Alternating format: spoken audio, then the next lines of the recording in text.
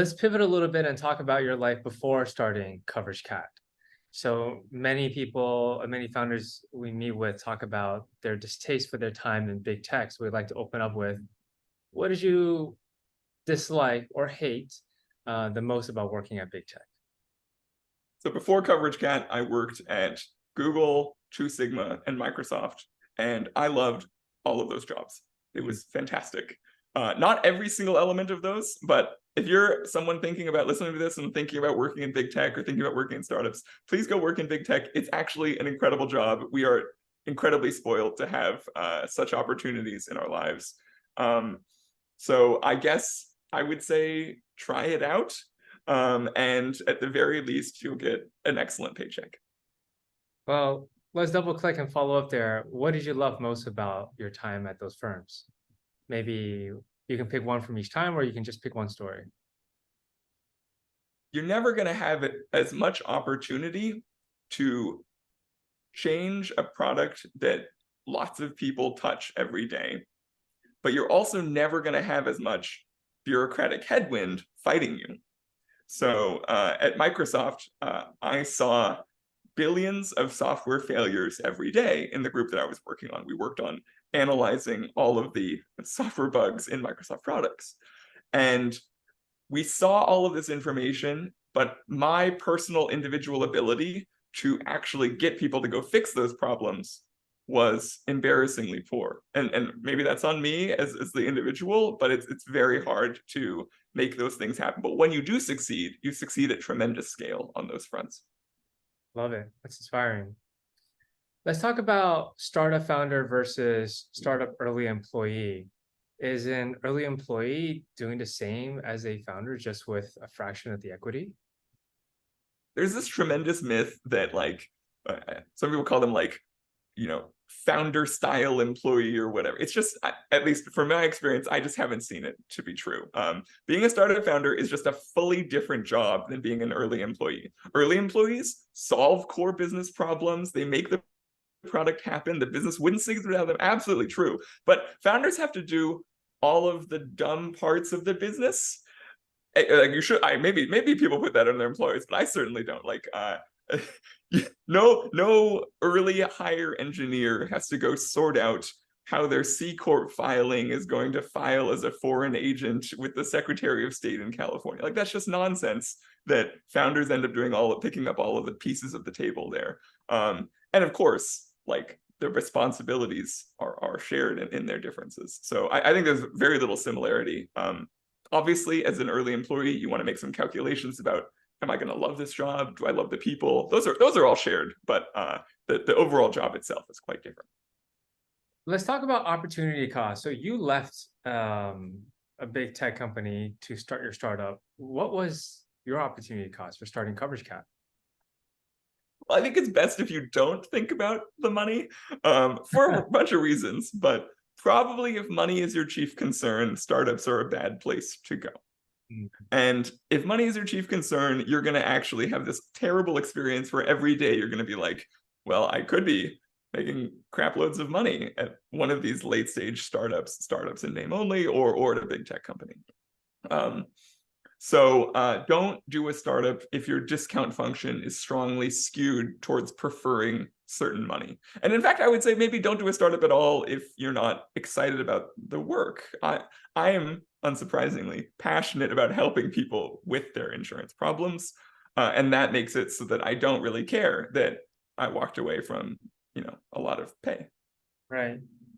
People only see the big headlines at the massive exits, but if you want to make a lot of money, there are easier ways to do it. I think is what they say. There are easiest ways to make a lot of Yeah, money. and for those headlines are really destructive and toxic to the culture of startups. And if we could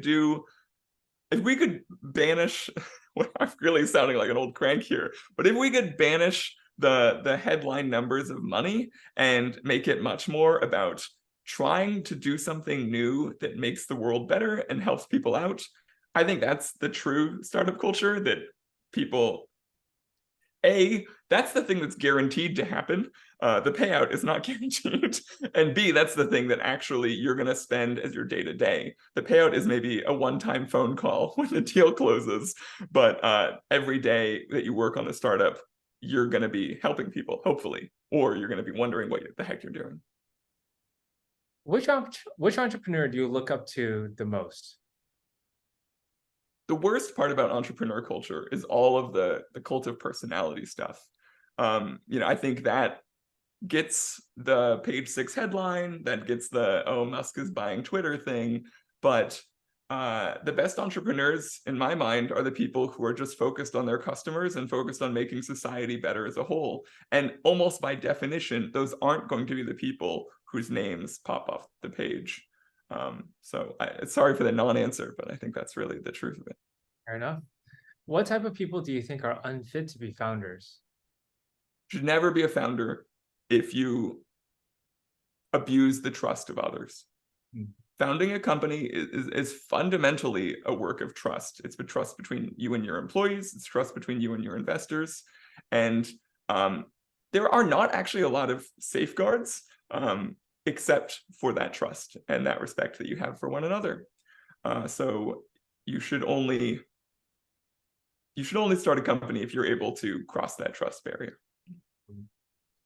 What do you look forward to most in your startup journey? This question oftentimes is phrased from the lens of, besides selling secondary, besides making a lot of money, which I've certainly gathered. I think anyone listening, the audience listening to this podcast has gathered is not your top priority. So tell us about, your motivation and vision and what you look forward to in this journey.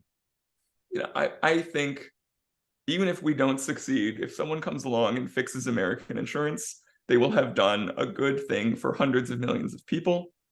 All of us know that the insurance industry, an industry that ought to be defenders of the people who are at their worst moment in life, fails to do that. And it fails to do that for a number of reasons. In my opinion, the most conspicuous failure is the hundreds of billions of dollars of waste that it generates. That's just friction, that's drag, that's an anchor on everyone's lives. If we can do that, if we can help do our part in fixing that, that would be what I'd be proud of. So deviating a little bit, or just double clicking here, I'm going to go on a whim with this question. Do you think the single payer option is the solution here?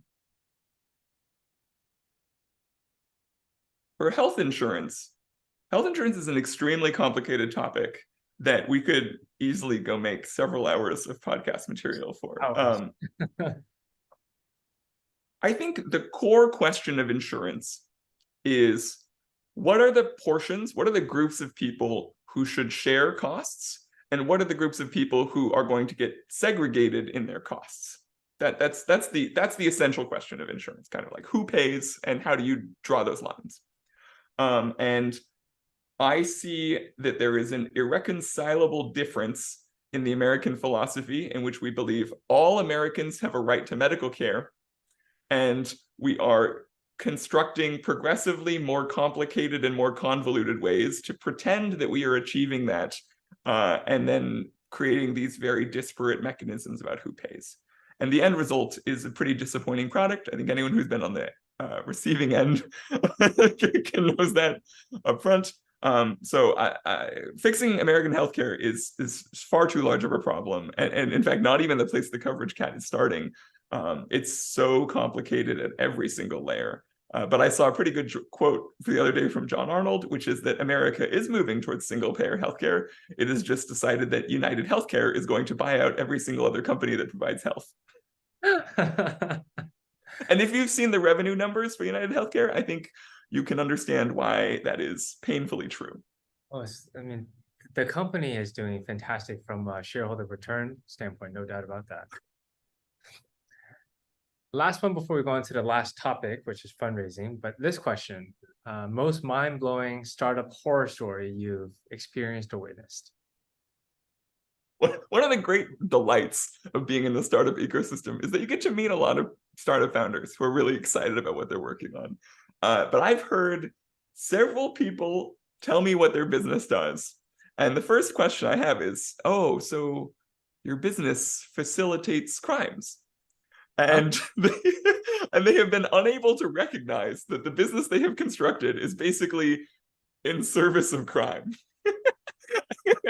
And I think that is an extraordinary moment in startup. This person is telling you, their hopes and dreams of what they want to accomplish, and you look them in the eye and you drop this bomb on them.